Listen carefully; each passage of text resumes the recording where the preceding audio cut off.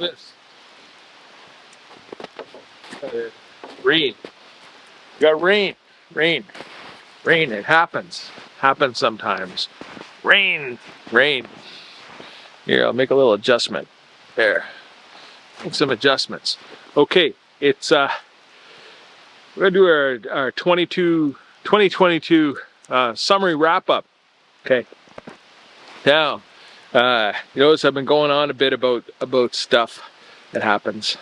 You know, making long-winded speech. Brevity is not one of the salient aspects of these videos.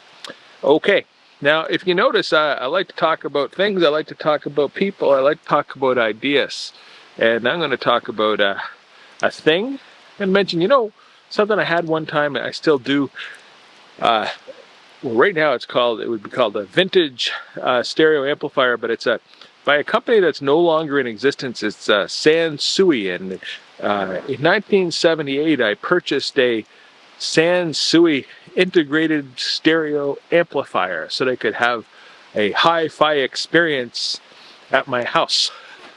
And at that time, that was all the rage. That was what people were doing, and I'm really I mean, I talked about this before. I like loud music, and I like it to sound really great. And well, that was one of the mechanisms that allowed that to happen. So, and then recently, I took that exact same thing that I've owned for 1978 to now. What's that? 45 years. Owned this thing for 45 years, and at the time it was a big purchase. It was a kind of a big deal, and for me, I mean, if you were a billionaire, it wouldn't be a big deal. But we're not wealthy people, really, just normal.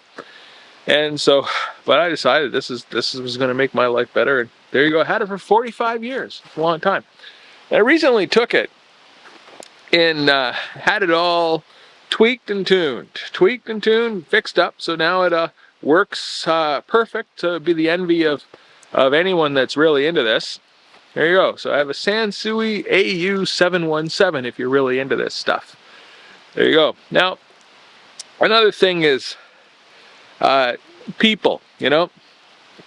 Someone that played a role in, sort of always loomed in life was a guy named Rene Levesque.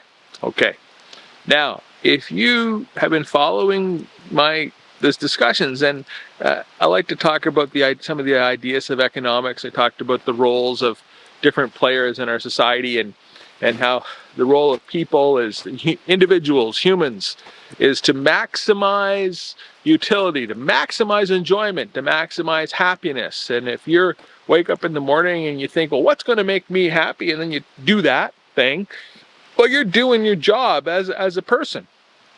Now, thankfully, there's sort of a hierarchy of human wants and needs, and the things that make us happy when we're 6 years old are different from when we're 12 years old, and different from when we're 20, and different from when we're 40, and different from when we're 50, and we evolve, and that happens.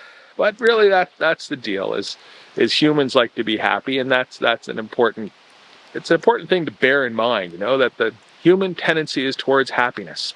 Next thing, businesses. Firms, enterprises. Enterprises exist to make money, profit. That's it. You know, if you've been following that, I talk about money as an abstraction, as an entity that exists so that humans can kind of navigate the world. But businesses exist. Firms exist to maximize profit. That's it. So if you're ever faced with a midterm exam and someone says, what is the role of a firm? Well, maximize profit. Boom. That's it. Okay. Now, and then government. Okay, what is the role of government? The role of government is to maximize the well-being of everyone, to balance interests, to work towards the good, so we can have it's that everyone can have as much joy as possible, to look after our needs. You can do that through expenditure, through legislation, through programs. There's another tool you have. It's called moral suasion. Moral suasion. It's like trying to convince someone to do the right thing. Okay. Now, if you're a government and you're trying to convince another government, or you're trying to convince a business to act in in the interest of everyone, or to quote, to do the right thing. You can make rules that you have to follow, legislate things. Moral suasion is attempting to convince someone to do the right thing, which brings me back to Rene Levesque. Okay, Rene Levesque had been, I think, a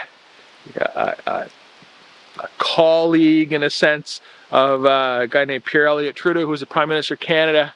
Then Rene Levesque went on. He became passionate about stuff, and in English Canada, he was known because he was had a certain physical demeanor, and he was always constantly smoking. This was a time when people constantly smoked, and he was very caricaturable. His hair was a certain way, and his head was a certain way. He had like a big head. He could have been like a big famous actor, he early, not an actor, but in his earlier career, he was a media person and kind of an intellectual, expressing thoughts and synthesizing things and being an interviewer and such, and these people play an important role in society, and Rene Levesque apparently was very, very, very good at this. Okay. Then Rene Levesque sort of had his moment, his realization, and he moved towards government. And eventually he became a political party called the Parti Québécois, and he became elected premier, and he became, let's just say, the soul of the party. And he had a platform that wished to move towards, at his core, he had an understanding, and some people have an understanding, but they don't enunciate it, that he had an understanding that the role of government was to maximize the well-being of society. Okay.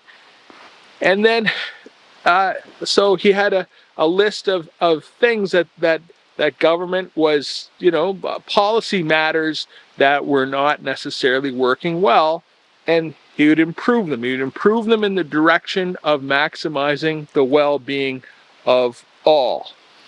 Okay?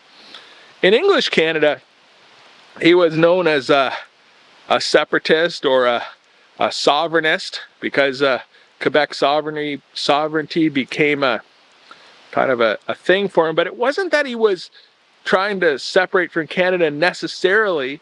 What he was trying to do was maximize the well-being of everyone. Okay. And throughout his tenure, he has lasting things that happen that have a lasting direct effect on the well-being of Quebec, and have an effect on the role of Canada, and have an effect on Canada's stature in the world. So let's take a simple one, okay? Quebec Hydro. Okay? Hydro-Quebec. Electrical generation in the province of Quebec. So we started with, at the time, maybe they were called mega projects, but really they're giga project, because it's like billions or tens of billions. It had put a value on them in the monetary sense, tens of billions of dollars. And the outcome of this is, excuse me, we're going to generate electricity. How much electricity are we going to generate? We're going to generate lots. Where is it going to come from? It's going to come from the waters that are flowing in northern Quebec. Now, if you stand up close to one of these projects, I mean, if you happen to visit them in person, and you look at this thing, and you look at it, you go, oh, goodness gracious, that is enormous. That's really, really big. And it's generating electricity. I think the current generating capacity of Quebec Hydro is on the order of 70,000 megawatts. Okay, 70 gigawatts, 70,000 megawatts. It's a big number. It's such a big number that it's more than is actually consumed in the province of Quebec. So this becomes an export that gets exported to really north and south to the United States, and becomes a source of revenue and resource for the province of Quebec, and they able to use it for a whole bunch of other things. But I said, when you stand up close to it and you look at this thing, it's enormous. okay, hydro dam. They're massive, okay. But if you're lucky and you're able to step far away, step far away, step far away, step far away, so you're very, very far away. Let's say you're looking at northern Quebec from an altitude of, I'm going to say 1,000 kilometers up in space, and you look down. Well, you know what you do not see? You do not see the Quebec hydro projects. A point I'm making is that in the big context of this idea of criteria and looking after the world and looking after the planet and being cognizant of how our actions affect other people, well, this idea of creating a hydroelectric dam or a system of hydroelectric dams that's going to provide energy for essentially for an entire country, well, 70,000 megawatts, huge. By reference is the peak demand in the province of Ontario is about 29,000, was at one moment and one time about 7 years ago in the summertime. That was it. So this is they're producing enough electricity for Eastern Canada, enough energy, and there's more in the kettle. They can, you know, we haven't yet pushed up against the envelope of what's possible there. Okay, big deal. That's this idea that let's do something that's going to benefit everyone. There you go, this thing. Okay, now.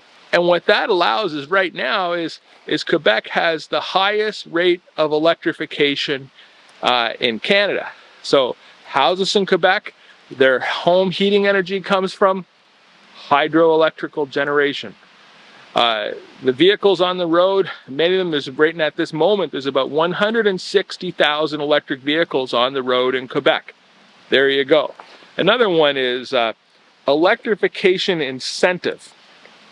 Okay, so the residents of Quebec get at this moment, it's about $7,000 from the provincial government towards the purchase of a fully electric vehicle.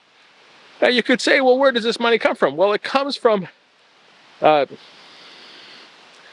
remember, governments don't really spend money, but this idea is it comes from, you could say, from the export of this resource to the United States and to New York, and the money flows north, and then it flows so that people of Quebec can purchase an electric vehicle with an incentive, and that works out great. There you go. So this is an example of someone that had at their core this idea that let's maximize the well-being of everyone in our society. That guy's Rene Levesque. I'm talking about this one part of it, but there's a whole bunch of other parts that I can go on about, and perhaps I'll do that later. But this is an idea of generally in the field of economics and macroeconomics, and you're using a resource, you're maximizing the benefit, you're being cognizant of criteria, and you're engaged in an activity that doesn't have an immediate payoff. I mean, like the timeline between inception, when the idea of this project happens, and when the fruit begins to fall from the trees that you planted, is measured really in decades. Okay, decades. That's it, decades. And there you go. Anyway, my name is Bruce. Please, this is related to a lot of areas. It is. Please, if you like the video, hit the like button. If you don't like the video, leave a comment and say why you don't like the video, and then hit the like button anyway. You know, really. And if you really enjoy this, I hope there's some entertainment value there. If you really enjoy it, subscribe to the channel. I'd appreciate that. You're doing me kind of a favor. It costs you nothing. Thumbs up. That's it. Anyway, Happy New Year. Okay? Really, Happy New Year. I wish everyone watching, I wish everyone in all your family members, wish everyone to have a joyous and successful 2023. There's aspects of the world that certainly could be going better. But you've heard me speak about that in the past. So let's continue to support the people in Ukraine that are working to deal with the crisis that was created by someone that Mr. Putin, who doesn't understand what the role of government is. He's doing a horrible job for the people of Russia. He's doing a horrible job for the people of the world, and he's certainly doing a tremendous amount of harm, period. So that's it. All right, Happy New Year. I'm going to move on. Okay, bye now.